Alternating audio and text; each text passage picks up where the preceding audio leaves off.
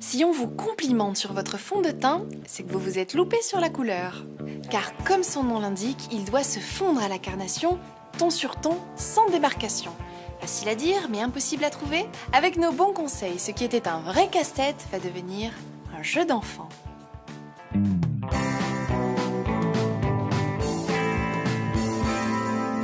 Aujourd'hui, nous vous dévoilerons les astuces pour enfin choisir la couleur parfaite de votre fond de teint et bien l'appliquer.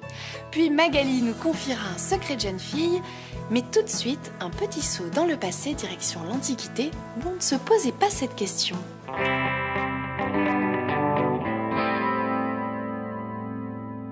Dans l'Égypte ancienne, pour être belle, il fallait avoir un teint d'albâtre. Au moins, pas de souci pour choisir sa teinte, le visage devait être blanc.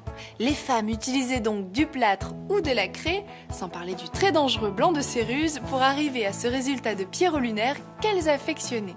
Comme quoi, fut un temps, être plâtré, c'était très tendance.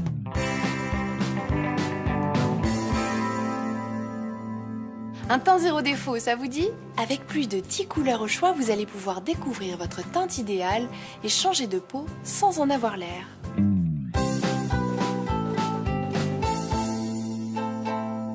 Le secret d'un teint vraiment réussi, c'est quand personne ne voit que vous portez du fond de teint.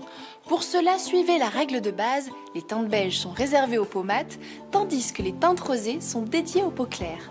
Si vous avez du mal à établir la nuance de votre peau, pensez à votre garde-robe et à votre trousse de maquillage. Vous portez des tons chauds? Optez pour le beige. Si vous êtes à l'aise dans les tons froids, optez pour le rose. Cette grande tendance étant définie, affinez votre choix.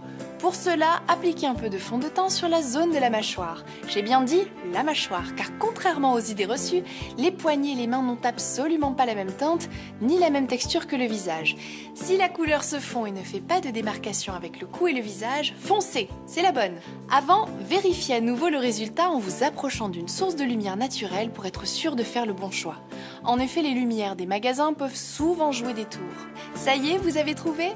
Vous devrez pourtant y revenir car la teinte que vous aurez choisie en décembre ne vous conviendra pas tout au long de l'année. Il faudra sûrement l'adapter à la saison en choisissant une teinte un peu plus foncée en été pour la coordonner à votre bronzage. Et maintenant que vous êtes une pro pour la couleur, les gestes de base. Avant toute chose, il faut bien hydrater sa peau pour éviter aux pigments de migrer et pour optimiser le pouvoir unifiant du fond de teint.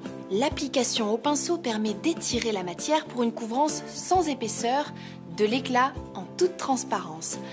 Alors qu'appliqués à l'éponge, les fonds de teint apportent plus de couvrance et permettent de masquer les imperfections. Pour que le fond de teint se fonde parfaitement avec la peau, déposez la texture par touches légères sur le front, les joues, le nez et le menton, lissez par petits gestes vers l'extérieur du visage et jusqu'au cou, sans frotter. Si vous devez couvrir davantage certaines zones, tapotez à l'endroit voulu avec la pulpe du doigt pour faire pénétrer.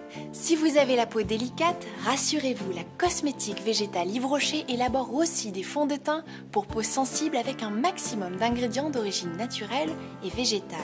Non seulement ils sont en parfaite affinité avec la peau, mais les phytopigments enrobés favorisent une très longue tenue de la formule, à savoir un teint zéro défaut pendant 14 heures.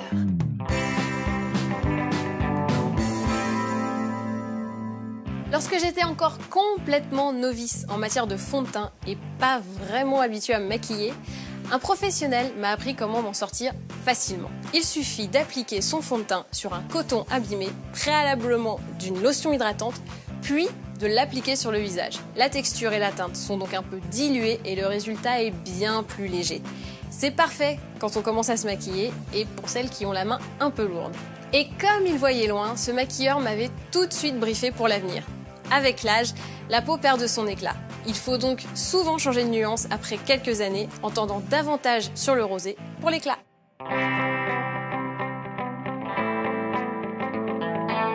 J'espère que vous l'avez compris, en matière de fond de teint, l'idée n'est pas de se donner bonne mine, mais bien d'unifier sa peau. Optez donc pour le ton sur ton et souvenez-vous de l'adage du jour, effet bronzé, effet raté. Si vous voulez rehausser votre mine, ajoutez ensuite un peu de blush ou de poudre.